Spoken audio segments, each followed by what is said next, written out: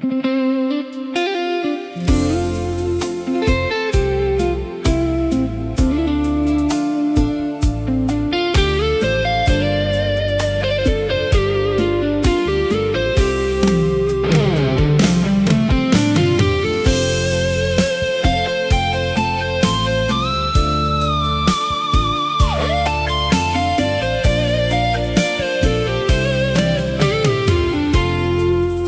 ៀងរាល់ល្ងាចថ្ងៃបងតែងស្រមៃឃើញរូបស្រីម្នាក់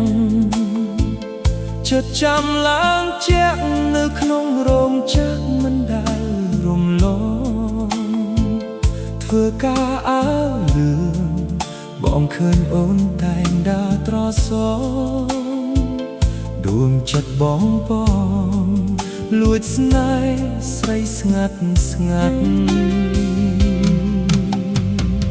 ពេលចេញធ្វើការរូបអូនស្រវាប្រញាប់ប្រញាល់ទិញហូបអាហារលក់ត្រៀបត្រាតាមចិញ្ចើមភ្លើមើលស្នាមញញឹមអូនគ្មានអ្វីផ្ទឹមលើស្អស់នារីបានត្រឹមលួចមើលពីចំណា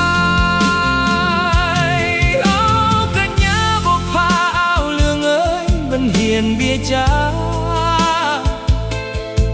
បានត្រឹមឈរមើលជីវ៉ាក្នុងចិត្តស្រមើស្រមៃពេលស្រីនៅក្បែរ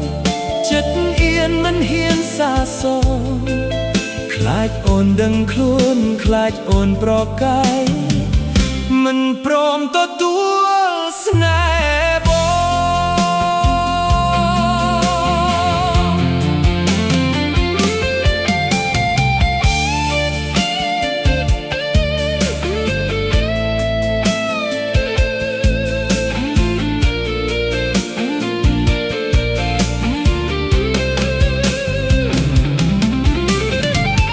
សង្ឃឹមថ្ងៃមួយចិត្តអៀនទាំងប៉ុនមកនឹងរលាយបាត់